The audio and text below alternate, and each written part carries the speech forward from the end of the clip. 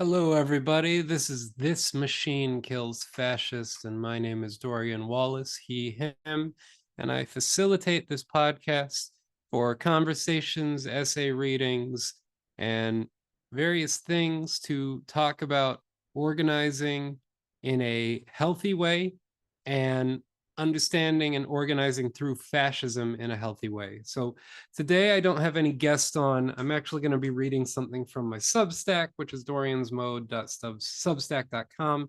But this is on understanding high control dynamics.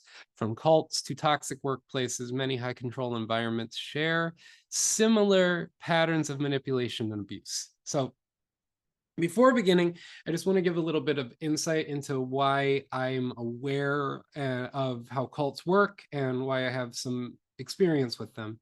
The first and foremost area is I run a cult recovery support group through the Lalich Center, which is Yanya Lalich, the well-known and well-respected cult sociologist. She has an organization called the Lalich Center for Cults and Coercive Control.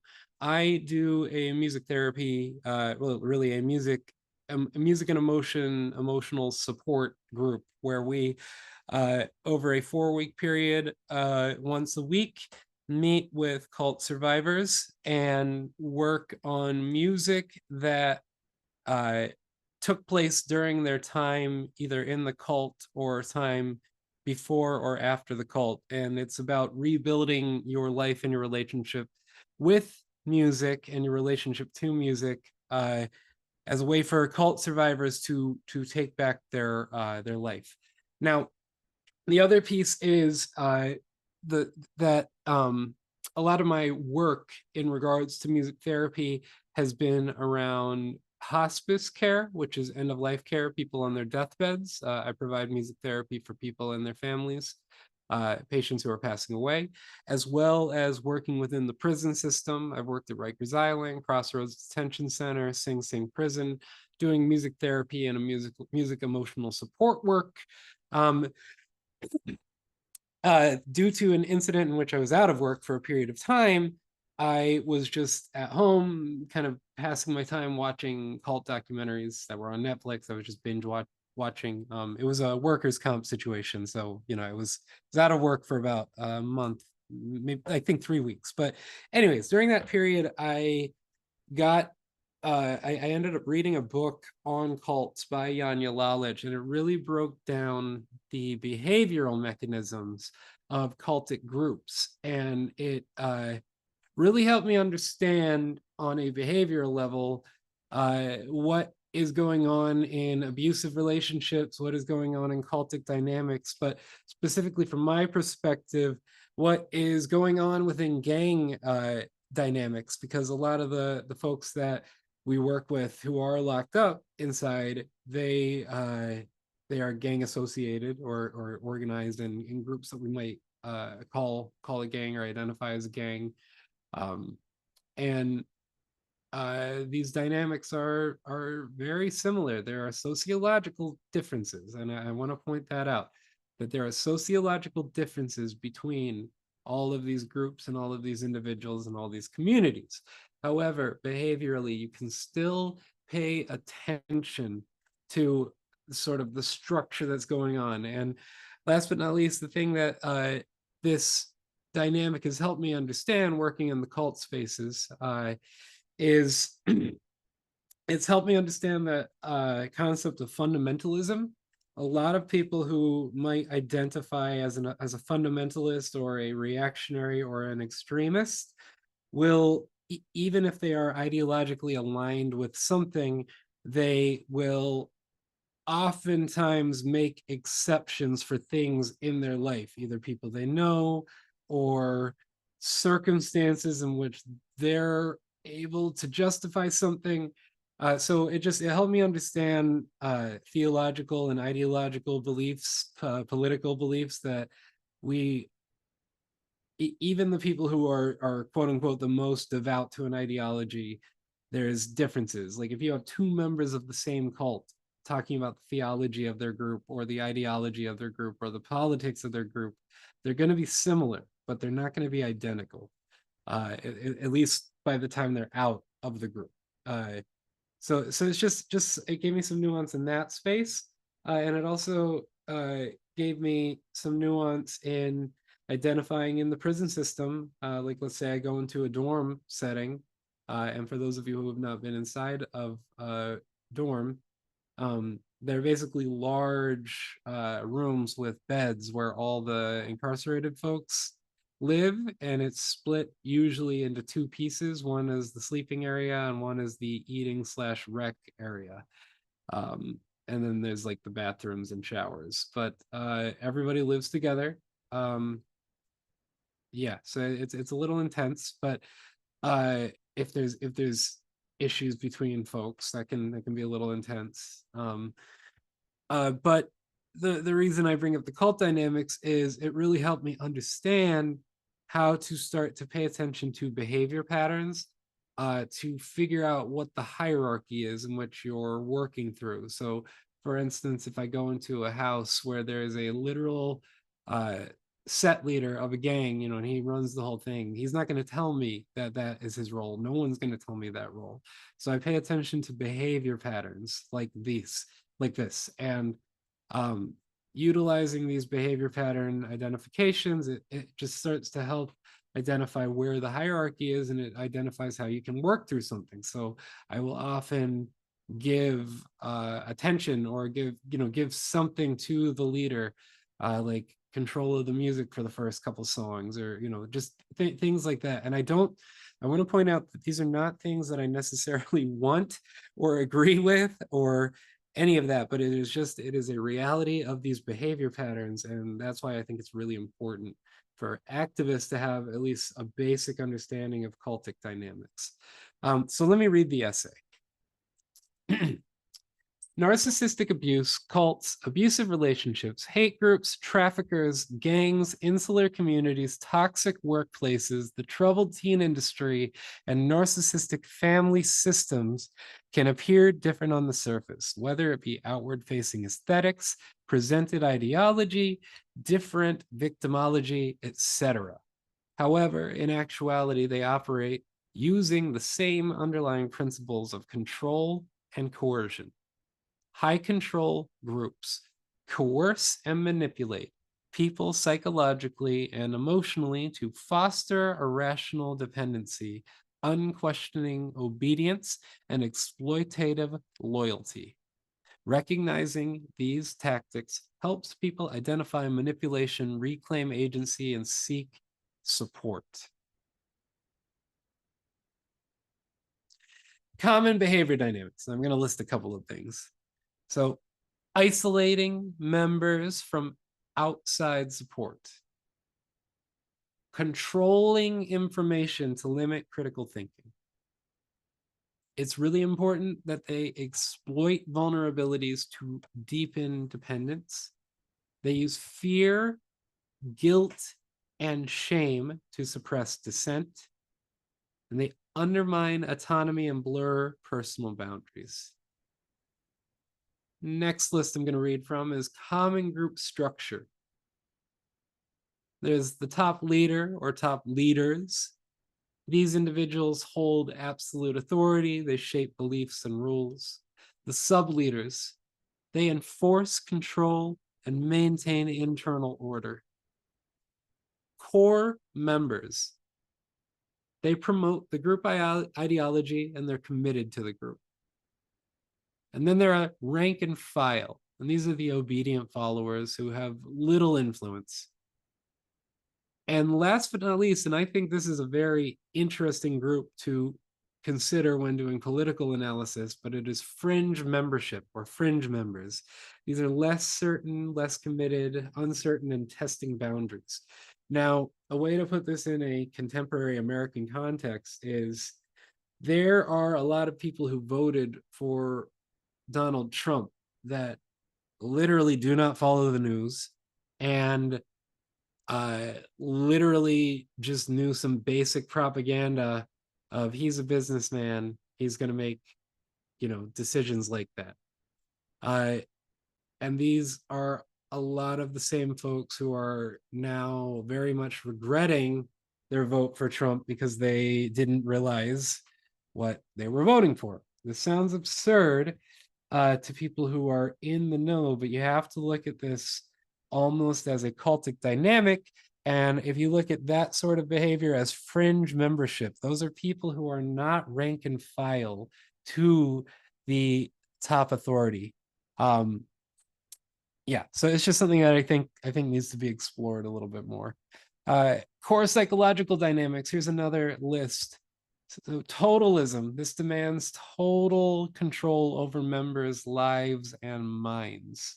And we'll get into what that even means. The in-group, out-group mentality. As outsiders are dehumanized or seen as threats. Consider any toxic religious group and their views on the LGBTQ community. Dichotomous thinking. Everything is all good or all bad. There's no nuance. This is important for our organizing work because we cannot think of things as all good or all bad. We have to understand how people get to places.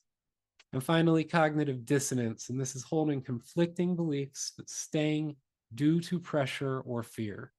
And pressure can be anything from your family lives there and you don't want to leave because you're comfortable. It can be that simple. Who wants to move and change their life? It's not always something people want to do. And if you're in a particularly high pressure situation, it is less likely that you're going to leave. One thing I try to emphasize whenever I do a master class or whenever I do a lecture or speak to students, anything like that, but when people ask me what a cult is, I tell them, you already know what a cult is. And the question that I ask is, how many of you have witnessed or experienced being in one or are currently in a relationship in which you know that it is toxic to be with the partner and yet the person still stays? Have any of you witnessed that, experienced it, or are currently experiencing it? You don't have to raise your hand. It is just a question to consider. So I put the question out there, and a lot of people do raise their hands. And the argument is that is a cult. A cult is that dynamic. It is abuse and coercion, making sure a person stays under the control of some form of narcissistic abuse or exploitative abuse. So that's really what we're working with. So models of control, this is coercive control. Coercive control is a pattern of psychological and emotional manipulation meant to dominate victims through fear, surveillance, isolation, and economic control.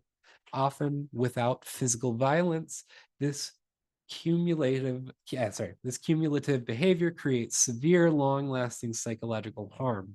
So there are going to be threats of intimidation, surveillance and micromanagement, isolation from support networks, financial restriction or dependency, gaslighting, and manipulation. And of course, the outcome is diminished autonomy, chronic fear, and a loss of self. This happens across spaces. This happens across gender. This happens across ethnicity. This happens across age. This happens across intellect. This happens across ability. This is something that I want to emphasize. It helped me as a therapist empathize on how you can be an upper class white woman who is a sexual assault victim, a chronic sexual assault victim and emotional abuse victim due to a yoga cult that they joined and had been stuck in for 10 years. But this is a way that helped me see the universal horizontal experiences of somebody maybe of that description and seeing an equality of being abused and strong survivorship within let's say, a poverty class, Black, trans female who is gang affiliated and or justice involved, regularly incarcerated, and regularly experiencing poverty, you can then look at these two seemingly different folks and actually see them as a united human experiencing a human thing. So yeah, it can happen in also any level of severity too. This can happen in small levels. It can happen all the way up to really big dramatic things, like what you might say took place with, let's say, the Nexium cult, or the Nuwabian Nation cult, or Jonestown cult, or the Nazi Germany cult. But the point is that these behaviors are what we're looking at, no matter the size. So a very important term is thought reform. So instead of brainwashing, I use the term thought reform.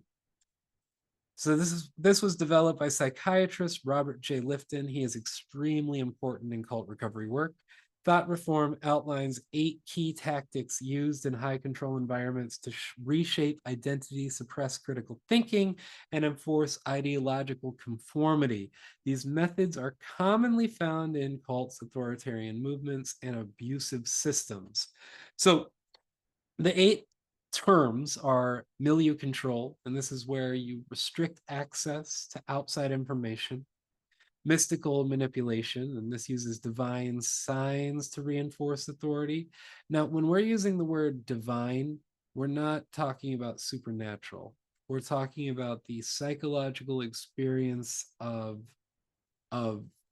feeling something. This can be synchronicity is a term that is used sometimes, in which you may notice something at a, like, it might feel like something aligns, and even though thousands of things were aligning and you just happen to choose that one, there's that moment of synchronicity where you sort of associate this with that.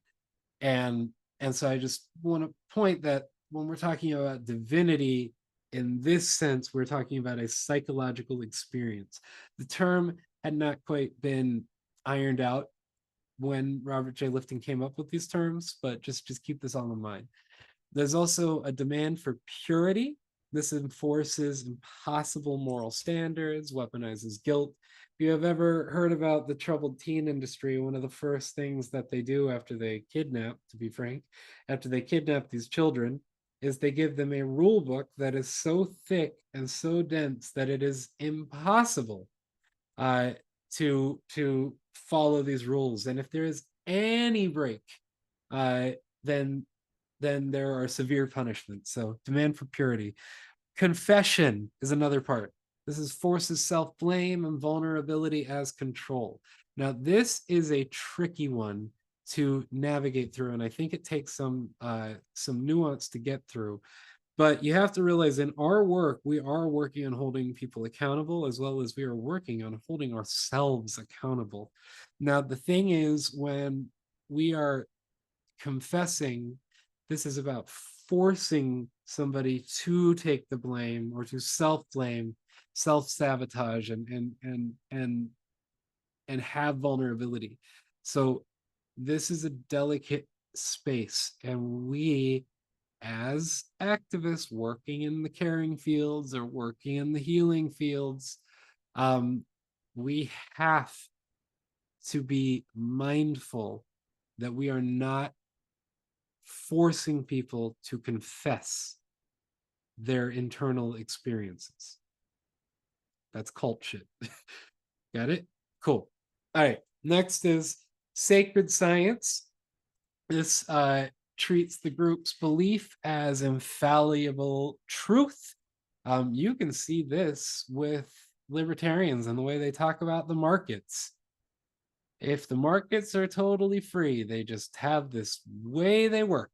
It's like the only reason we've never had true capitalism. We've never had true free market capitalism. But We really should, because once that happens, everything just evens out. It's a sacred science. It doesn't actually make sense. There is just too much that goes into how labor works. There's too much in how industry works. It's a way to look at sacred science. We also have loading the language, and this is using jargon to limit thought and communication. This one is complicated too, because sometimes people think technical terms is loading the language. The way that I think about it, the way that I try to process this is, if a person is using sociological terms in an incorrect way, that is loading the language. Prime example might be teaching mindfulness in a cult and saying you have to stop your feelings, you have to stop your reactions. No mindfulness teacher would teach that. That's not in Buddhist literature. That is not in mindfulness research. So just start to be aware when jargon doesn't make sense. Jordan Peterson is a major example to look at for somebody who loads the language with jargon. Doctrine over people is another principle, and this invalidates personal experiences. Now, this is an interesting one too, because as a leftist, we are often talking about social forces, white supremacy, patriarchy, fascism, things that are not the people themselves, but things that are happening beyond the people.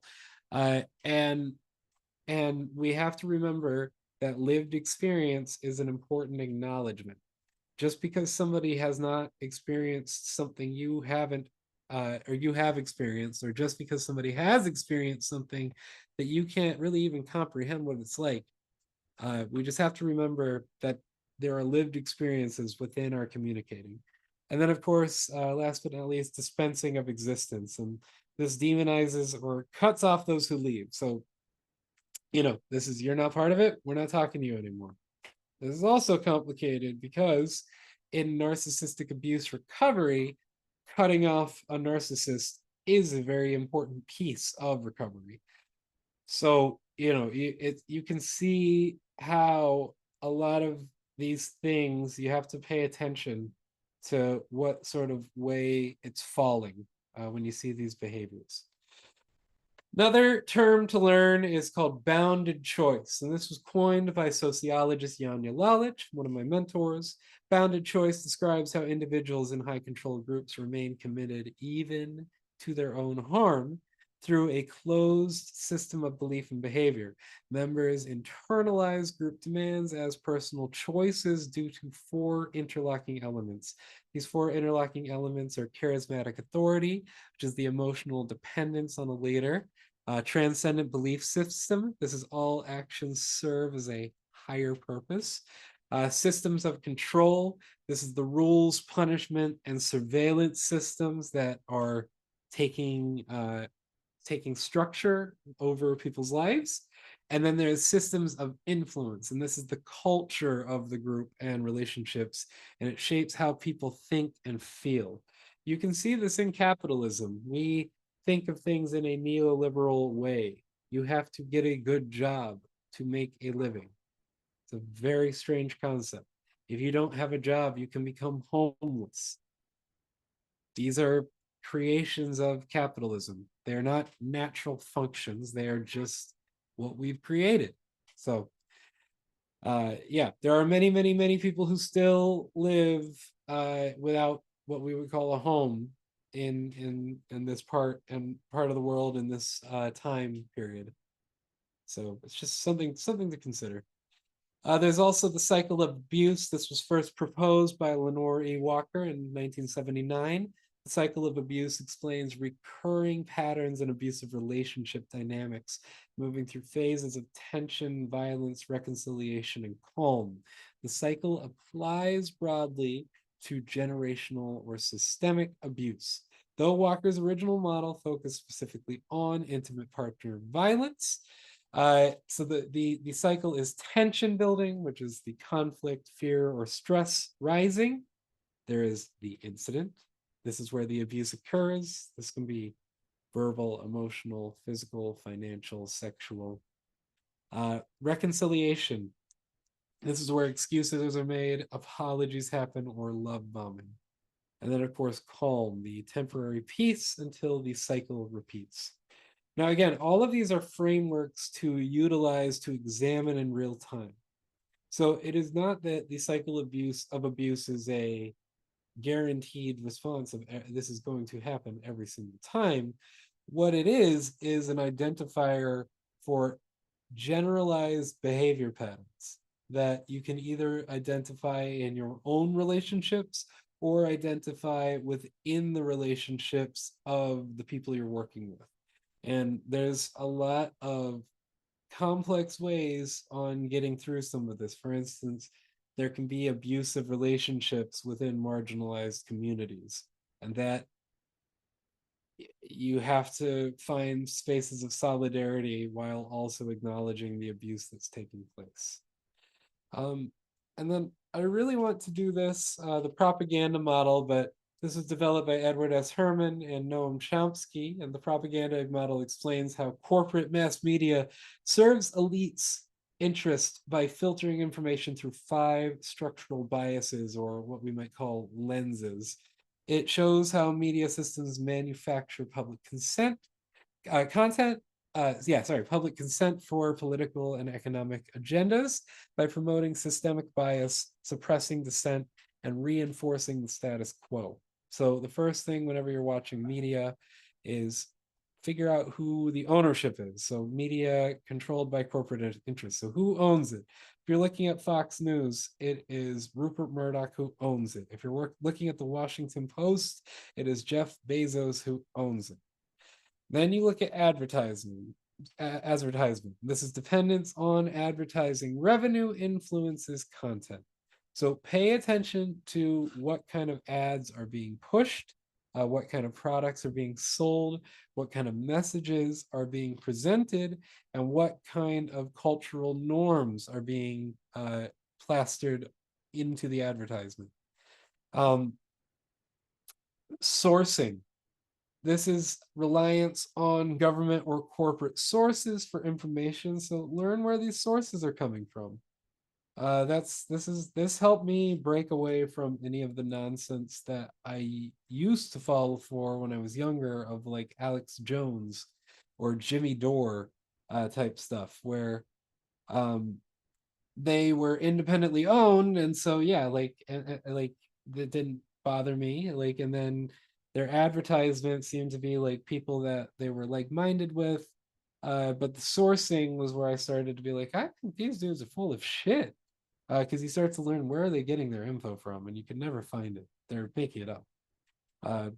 Yeah, so this really helped me navigate media. Then there's flack, and we're looking for flack is where the punishment or backlash against the dissenting narratives. So how do people respond when somebody gives a dissenting narrative? And pay attention, because not all dissenting narratives are equal. Not all dissenting narratives require the same amount of criticism. The way that I kind of like to explain it is through, for instance, like conspiracy theories. Somebody who does not believe the full story, or does not believe we have been told the full story of 9/11, is technically a 9/11 truther. Just like somebody who thinks that the planes were holograms and that the World Trade Center itself was a hoax through some kind of CGI and techno gears or whatever, technology. That person is also a 9/11 truther or conspiracy theorist. And so, you know, both of these people can get flack. And so pay attention to what flack is happening and what punishments happen. This is one reason I do not buy the cancel culture narrative that takes place for many, many, many celebrities who get quote unquote canceled. I have not seen the government inflict punishment when somebody says a dissenting narrative. For instance, Louis C.K., who's a comedian who I enjoyed very much for a long time. Um, but he had people come forward that he had been doing these strange behaviors, sexual. I think it would be harassment. It's an extreme form of harassment. But he would basically get female comedians up into his room, and he would then, in like a joking way, ask if he could masturbate with them in the room. He's a powerful comedian, so these women would say, "Yeah, sure, I don't mind." Like they would say like that, like just sort of trying to brush it aside. Then he would stand in the doorway, blocking them from getting out, and he would just masturbate. So a couple people came forward about this, and Louis C.K., to his credit, the very next day put out a statement saying everything they're saying is true. I have a lot to work on. I need to shut up and listen. So I'll give him credit where credit's due. Uh, but the point is that he basically had a year off, and I'm not going to get all the details correct, but he basically had a year off. He lost money, and he then came back, got a Grammy for one of his albums. He has had a special every year that's been successful. Uh, he still gets crowds. I've had various activists even tell me they're like, I think he's done his part. And not everybody agrees with that, but like the point is like I've heard it from female activists. And so the reason I bring all of this up is that there's this bizarre argument within the patriarchy that he is an example of cancel culture. He never got canceled for saying like a freedom of speech thing. He got quote unquote, he had his break because he openly admitted to doing a severe form of sexual harassment. Now, no charges were pressed, but I have to tell y'all that I have worked with people who are locked up for these very reasons. Because you have to realize that even though he was maybe not planning on doing anything, and even though he had asked permission, quote unquote, he's a powerful person. He said something in a joking way, the person not knowing he was actually going to do it. He then stood in the door blocking it and began to pull his genitalia out and touch himself sexually, blocking the door. So you have to realize that people don't know what's going to happen next. Is he going to become a violent person suddenly? Is he have weapons? Are there, there are just all these pieces to it that you have to understand where the PTSD comes from for the survivor, where all of a sudden they have the fear of being imprisoned. And so from my point of view, this dude did not get canceled. And so when you look at flack and people try to make this argument in the media that the cancel culture has gotten out of hand or whatever, look at the punishment and look at the backlash against dissenting narratives. I don't think it's happening the way that sometimes reactionaries present it. Yeah, this happened during COVID too. So, and then last but not least, there's fear. Now, they used to call it in this book anti-communism, but after the fall of the Soviet Union, there really has been a shift towards terrorism. And so they generalized it. Edward S. Herman and Noam Chomsky generalized this more to fear. But this is the use of fear to maintain control. And you are seeing this right now. They are intentionally trying to identify every immigrant as a gang member, and they are trying to identify gangs as terrorism, the Trump administration. And the reason for this, it ups the intensity, it ups the ability in legal terms on what they're able to do in regards to human rights abuses. This is horrible, um, but yeah. So to review the propaganda model, when you're watching media or reading media, just try to figure out the ownership of the media, the advertisements, like what is it selling, or what are happening within the ads around it. Sourcing, where is the information coming from? Flack, what is the backlash or punishment against dissenting narratives? And then use of fear to maintain controls. And to finish this, I'm just going to read a list because I think this has helped a lot of people who have read this essay, but I'm just going to put it in talking form so that people can hear it. But there are types of high control groups. Now, I want to emphasize that not all organizations, belief systems, or communities are high control groups. This list is intended to expand awareness of how coercive control and abuse of power can appear across many contexts. It's not to stigmatize new religious movements. It's not to stigmatize fringe politics. It's not to stigmatize unconventional lifestyles that do not rely on manipulation or domination. So here we go. First large category, commercial groups. This includes multi-level marketing or MLMs. This is recruitment-driven sales models. There are financial scams, which is Ponzi schemes or fraud-based criminal organizations. And then there are toxic workplaces. This is workplaces or corporations that demand extreme loyalty and compliance. If you have ever had a toxic boss who makes you work after hours, this is a toxic workplace. Second group category, community-based groups. And this can include niche communities, the insular groups with rigid ideological control, or social clubs, which is groups that enforce strict behavioral expectations. This is a complex one because you can look at groups like the Haredi or Hasidic Jewish people, the religious Jewish people, or the Amish, and there's a place where you have to find a line of understanding that people are allowed to live the way that they want to live or feel they should be living. And that should be allowed and that should be defended and protected. There are also, however, abuses happening within these communities, and people who want to get out of these communities and feel trapped need the ability, they should have the ability to leave if they want to. And they should be able to stay in communication with their families. This is another thing, or their loved ones. Yeah. So then we get to domestic and family groups. This can be abusive families or guardians. They control thought, emotional, psychological, or physical abuse. This can be abusive relationships. This is domination through coercion and dependency.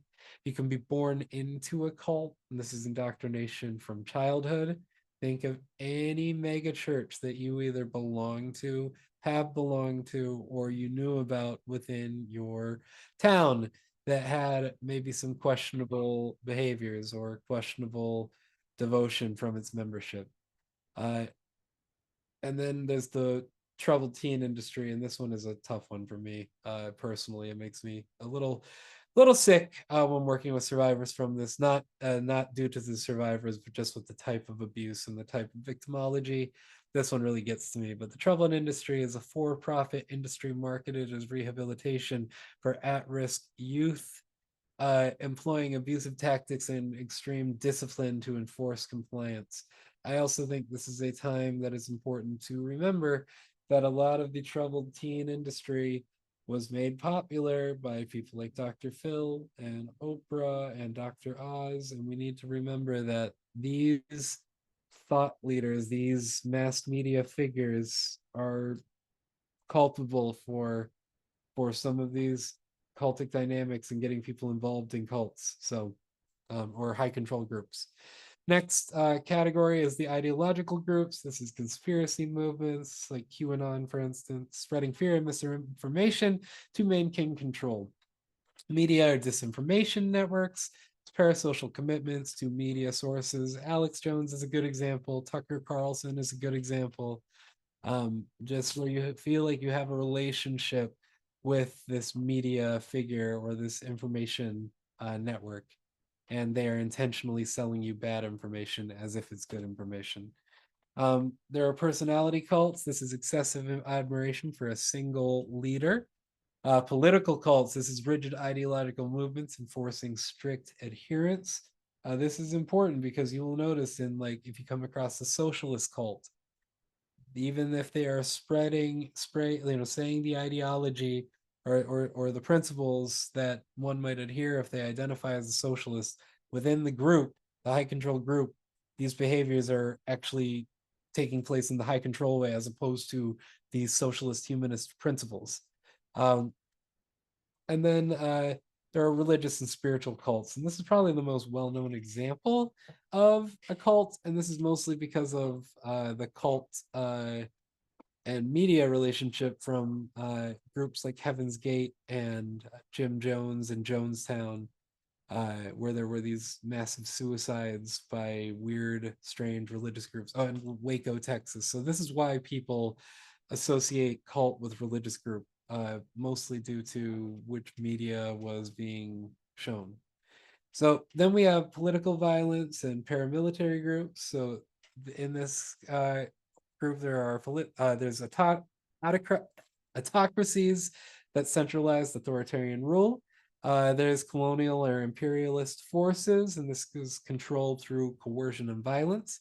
There are ethno-nationalist militias, like the Contras are a good example.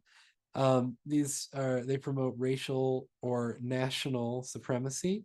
There are national narco militias and mercenaries. These are organized violence for profit or power. And then there are revolutionary movements and resistance groups using militant tactics. Now, I tend to align. This is why I think this is important. I tend to align with some revolutionary movements going on at the moment. I agree with them. I am aligned with these groups. This does not mean that there cannot be toxic behavior within groups that we support and or groups we should not support because their toxic behavior is so corrupt. Doesn't matter what your quote unquote ideology is. The behavior is what we're paying attention, at least in regards to paying attention to high control dynamics. There are also therapeutic and wellness groups. This is another large category. This can include pseudoscience or quackery, which is exploiting scientific misinformation. Again, there's nothing wrong with alternative medicine, for instance. I actually support a lot of use of alternative medicine. You just have to be aware of what you are doing, when what the promises are being made, and how the person is making the money off of it or off of you. And it doesn't have to just be financial gain. It can also be emotional gain or labor gain. There's self-help or productivity cults. This is pressuring followers into extreme self-improvement regimens. They oftentimes give a class for cheap or for free, and then offer more information at the next extremely high class, and they just uh, they just lure you in that way. And then we have underground economy groups. Uh, these are high control groups that operate within illegal or unregulated markets using coercion, deception, or exploitation to maintain power and financial gain. So this is organized syndicates, large scale organizations engaged in illegal activities such as trafficking, extortion, money laundering, and racketeering. There are human trafficking networks. This is everything from pimps who have a group of women that they keep under their control, all the way to somebody as hideous as Jeff Epstein, who would basically kidnap women for the weekend and put them in horrifying situations and then try to pay them to be quiet or threaten them to be quiet because he had so much power. So human trafficking networks, enterprises exploiting people for labor, sexual exploitation, or other forms of involuntary servitude. Then there are what I call street gangs, or what many call street gangs. These are localized groups that engage in activities such as drug distribution, violence, often amongst each other, often over relational reasons, and territorial control. There is also a term that I really want to emphasize for everybody here, but it's called deputy gangs. These are corrupt factions within law enforcement agencies that operate with impunity, engage in violence, cover-ups, and abuses of power. There are literally groups in LA that have been uncovered to have gang signs and tattoos, just like any other street gang, but found within the LA Sheriff's Department. So, yeah, um, and they're not just in California. That's just where one of the most prominent, well-known ones is from. And then, of course, fraud and scamming rings. And this is criminal networks specializing in identity theft, financial fraud, phishing schemes, or other forms of deception. Probably one of the worst examples to use of financial fraud is Bernie Madoff. And if you don't understand finances, which, it took me some time to understand it, all it means is that he stole a lot of money and he lied about a lot of money and people gave him money. And it's more complex than that, but the general gist of it is people gave him money with a certain trust and he lied to their faces and took all their money. And then a crash happened and he had none of their money to give back to them. All right. And I'm not going to read all the terms because no, I should. I'm just going to read all the terms and then we'll get out of here. So, types of abuse: systemic abuse, exploiting social, institutional, and structural systems to harm or control individuals, perpetrating inequality, oppression, and exploitation. Psychological abuse, manipulating someone's mind through gaslighting, threats, isolation, and control tactics to undermine their sense of ability. Emotional control, controlling someone's emotions through criticism, humiliation, or guilt, or to dominate their emotional well-being. Verbal abuse, using insults, threats, and harsh language to demean or intimidate, leading to emotional harm. Physical abuse, inflicting harm or intimidation through physical force, such as hitting, kicking, or choking to maintain control. Sexual abuse, coercing or forcing non-consensual sexual activity, violating personal autonomy and causing emotional and physical harm. Financial abuse, restricting access to money or resources, creating dependency and limited somebody's ability to escape or assert independence. Digital abuse, using enterprise to harass, monitor, or control someone, including cyberstalking and sending harmful messages. Spiritual abuse, exploiting religion or spiritual beliefs that may to help manipulate or control someone, distorting someone, their faith, and their dominance. Legal abuse, misusing the legal system to harass, intimidate, control someone, such as through fringe lawsuits and custody battles or weaponizing restraining orders. Reputational abuse, this is damaging someone's reputation or social standing through slander, public humiliation, or spread through false information to control or harm them. Stalking, persistent unwanted attention of surveillance designed to instill fear, intimidation, and restrict the people's freedom. And then finally, blackmail, threatening to reveal private or damaging information unless the demands are met, often involving emotional, financial, or reputational harm. I'll leave it at that. There's a few more descriptions, definitions, but you can check out the link in the description. Again, today was Dorian's mode going solo, and I was just reading an essay from my blog, or from my Substack, doriansmode.substack.com. You can also check me out at www.com. The article is called Understanding High Control Dynamics from Cults to Toxic Workplaces. Many high control environments share similar patterns of manipulation and abuse.